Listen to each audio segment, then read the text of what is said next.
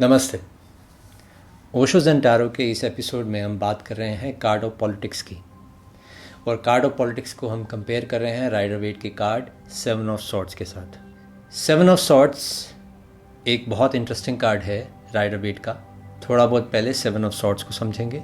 7 of swords में एक situation हमें दिखाई जा रही है जहाँ पे ये व्यक्ति जो है कुछ तलवारें लेके भाग रहा है, जैसे चुरा के भाग रहा है। तो जब हम सॉर्ड्स की बात कर रहे हैं तो हम बात कर रहे हैं थॉट्स की, आइडियाज़ की, इंटेलेक्ट की, चीज़ें जो माइंड के साथ जुड़ी हुई हैं, मन के साथ जुड़ी हुई हैं।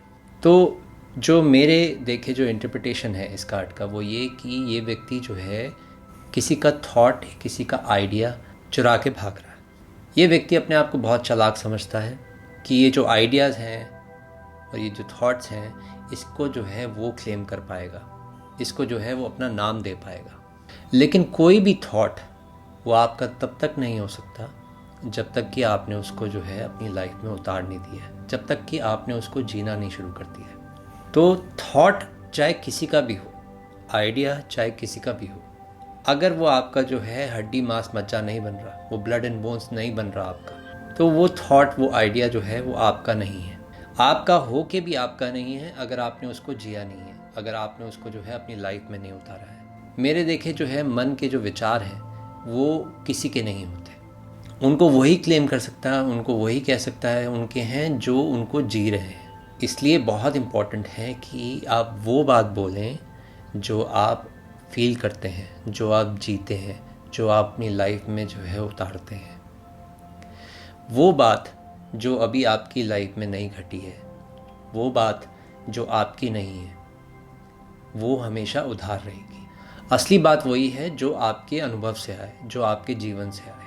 तो 7 ऑफ सॉर्ड्स आपको याद दिलाता है कि एक ऐसी सिचुएशन जहाँ पे आपको लगता है कि ये थॉट्स जो हैं कि इस आइडिया को जो है आप अपना नाम दे देंगे। और हम ये भी देख सकते हैं कि ये व्यक्ति जो है कुछ चुरा के भाग रहा है। उससे पहले जो है इसने लोगों के अंदर जो है एक ट्रस्ट क्रिएट किया कि वो उसके ऊपर भरोसा कर पाए। तो जैसे ही उसने देखा कि वो ये सॉर्ड्स जो है चुरा के भाग सकता है, तो हम देख सकते हैं कि वो भाग रहा है। 7 ऑफ सॉर्ड्स को अगर हम कार्ड ऑफ पॉलिटिक्स के साथ कंपेयर करें तो दोनों की जो है अपने आप में थीम डिफरेंट है। कार्ड ऑफ पॉलिटिक्स जो है वो बिल्कुल ही अलग थीम की बात कर रहा है और 7 ऑफ सॉर्ड्स जो है बिल्कुल अलग थीम की बात कर रहा है। हाँ, ये ज़रूर कह सकते हैं कि पॉलिटिक्स में डिसऑनेस्टी होती है तो 7 ऑफ सॉर्ड्स हमें डिसऑनेस्टी दिखती है। हम ये ज़रूर देख सकते हैं कि कार्ड ऑफ पॉलिटिक्स में जो है डिसीविंग होती है, एक झूठ बोला जाता है। वो पॉइंट अगर कंपेयर करें तो वो 7 ऑफ सॉर्ड्स में वो पॉइंट हमें दिखता है। तो ये एक छोटा सा एक्सप्लेनेशन था 7 ऑफ सॉर्ड्स का।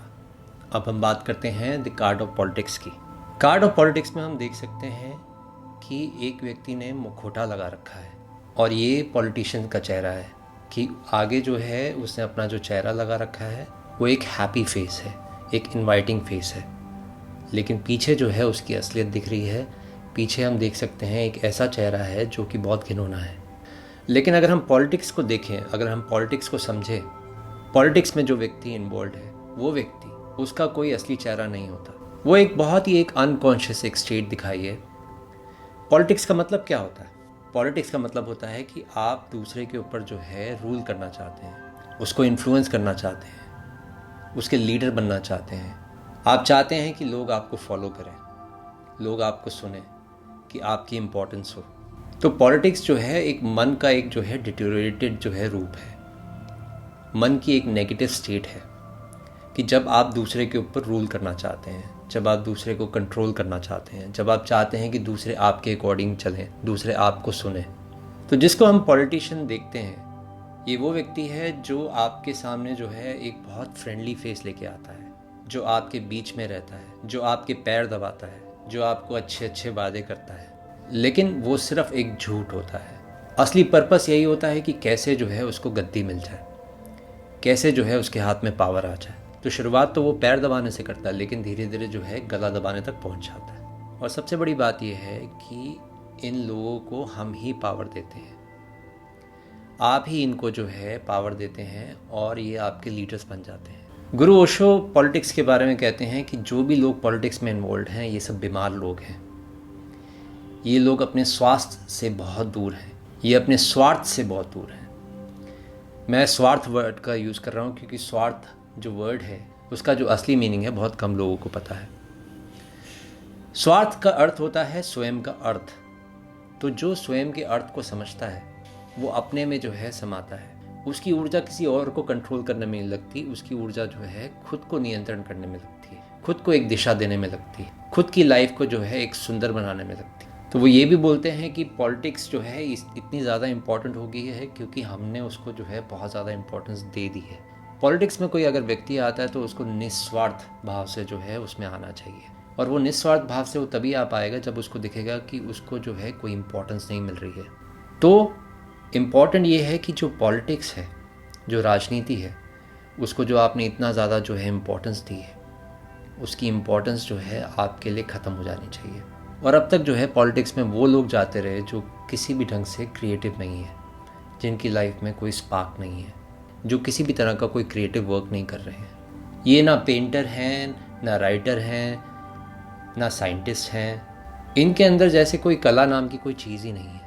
और पॉलिटिशियन में जो है अक्सर किसी भी तरह का कोई गुण नहीं दिखता। तो देखा जाए जिसमें अवगुण है वो व्यक्ति जो है पॉलिटिक्स में आ जाता है। लेकिन हमारी अप्रोच ये है कि हम पॉलिटिक्स की बात इसलिए कर रहे हैं क्योंकि आपको जो है एक स्पिरिचुअल मैसेज देना है। पॉलिटिक्स का मतलब ही ये है कि जब आपकी ऊर्जा जो है बाहर की तरफ जा रही है, जब आपकी ऊर्जा जो है दूसरों को कंट्रोल करना चाहती है।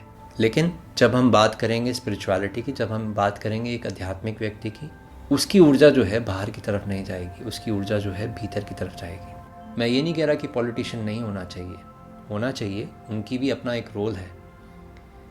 लेकिन जितना व्यक्ति जो है निस्वार्थ भाव से जो है इसमें आता है, उतना ही किसी के लिए कुछ कर सकता है, उतना ही देश का भला कर सकता है, उतना ही जो है लोगों के काम आ सकता है। तो इस ओशो ज़ेन टैरो के कार्ड के अंदर जो है पॉलिटिक्स को जो है एक नेगेटिव स्टेट बताया गया कि अगर आपने पॉलिटिक्स में आना है तो सबसे पहले बिकम क्रिएटिव। सबसे पहले जो है अपने जीवन का अर्थ जान लीजिए, सबसे पहले जो है ज्ञान को उपलब्ध हो जाइए, सबसे पहले जो है ध्यान के साथ जुड़ जाइए। वो व्यक्ति जो ध्यान और योग के साथ जुड़ा होगा, अगर वो व्यक्ति पॉलिटिक्स में आएगा, वो देश को आगे बढ़ाएगा, वो लोगों को जो है तरक्की देगा, वो सच में लोगों के बारे में कुछ सोचेगा। तो एक पॉलिटिक्स में भी जो आने का जो है एक क्राइटेरिया जैसे होना चाहिए कि जैसे कि आपको जो है एक एजुकेशन लेवल आपका हाई होना चाहिए, आपके पास कुछ कला होनी चाहिए, कुछ क्रिएटिविटी जो आपके लाइफ में हो, कुछ सेंसिटिविटी जो आपके हार्ट में हो, जो कि आपको हेल्प कर सकती है इस देश को तरक्की देने में। ये सब बातें क्यों कह रहा हूँ? क्योंकि अक्सर जो है पॉलिटिक्स में यही देखा गया है कि एक पॉलिटिशियन जो है बहुत ज़्यादा जो है सेल्फिश नेचर का है, एग्रेसिव है, ईगोइस्टिक है, उसमें वायलेंस है, एम्बिशन है। ये सारी ऊर्जा जो है मैस्कुलिन है, ये आक्रामक है। एक राइट कॉम्बिनेशन पॉलिटिक्स का होगा जब उसमें जो है फेमिनिन एनर्जी भी जो है साथ में जो है मिक्स हो जाएगी। फिर एक पॉसिबिलिटी बन सकती है कि पॉलिटिक्स जो है सुंदर हो सकता है। गुरु जुन्नैद के जीवन में एक घटना है। जुन्नैद को एक दिन जो है एक शिष्य ने पूछा कि गुरुजी, जब आप एनलाइटेंड नहीं हुए थे, जब आप बुद्धत्व को प्राप्त नहीं हुए थे, तब आप जो है कैसे पता लगाते थे कि कोई एनलाइटेंड है या नहीं, कि कोई बुद्धत्व को प्राप्त हो गया है या नहीं हो गया? जब आपका ही दिया नहीं चला था तो आप कैसे रिकॉग्नाइज कर पाए, तब आप कैसे पहचान पाए? तो जुन्नैद ने कहा कि मेरे पास एक ट्रिक है जिसको मैं यूज़ करता था, मुझे एक तरीका पता है। शिष्य तो बहुत इंटरेस्टेड हुआ, उसने कहा कि क्या तरीका है, क्योंकि अब शिष्य भी जो है जुन्नैद को जो है परखना चाहता था कि वो असली गुरु है या नहीं है। तो जुन्नैद ने बताया कि जब मैं अपने गुरु को ढूंढ रहा था तो मैं बहुत सारे गुरुओं के पास गया था। तो जब मैं किसी गुरु को मिलता था तो मैं उसके आगे झुकता था, उसके पैर दबाता था, उसके चरण छूता था और उसके आगे रोता था। और जब ये मैं कर रहा होता था तब मैं उस गुरु का चेहरा देखता था। अगर उस गुरु के चेहरे में जो है गुरूर होता, अगर उसके अंदर जो है मुझे डोमिनेट करने की जो है इच्छा होती, तो मैं फटाफट वहाँ से भाग जाता। जैसे कि कोई बीमारी अगर आती हो तो उससे भाग जाता है कोई व्यक्ति। तो शिष्य ने कहा कि अच्छा, तो फिर इसका ये मतलब हुआ कि अगर गुरु जो है आपको देख के रोए और आपके लिए जो है हमदर्दी दिखाए तो वो असली गुरु है? तो जुन्नैद ने कहा कि मैं उस गुरु के पास भी गया, उसके आगे भी रोया, उसके आगे भी जो है उसके भी पैर दबाए, और जब मैंने उसका चेहरा देखा और जब मैंने इस गुरु का चेहरा देखा जो मेरे प्रति जो है हमदर्दी से भर गया, जो कि भावुक हो गया, जो मुझे देख के जो है प्रभावित हो गया, उस गुरु से भी मैं भाग जाता। अब शिष्य जो था वो और कंफ्यूज हो गया, तो उसने कहा कि अब तीसरा ऑप्शन क्या बचा। तो जुनैद ने बताया कि असली गुरु जो है मुझे तब मिला जब मैंने यही सब काम जो है जब उसके साथ किया, उसके आगे रोया, उसके आगे गिड़गिड़ाया, उसके पैर दबाए और ना जाने कितनी अजीब अजीब हरकतें करी। लेकिन वो गुरु कुछ ऐसा था जिसको हम स्थित प्रज्ञ कहते हैं, जो कि अपने भीतर ठहरा हुआ है, जो कि आपके भीतर क्या चलता है उससे प्रभावित नहीं होता।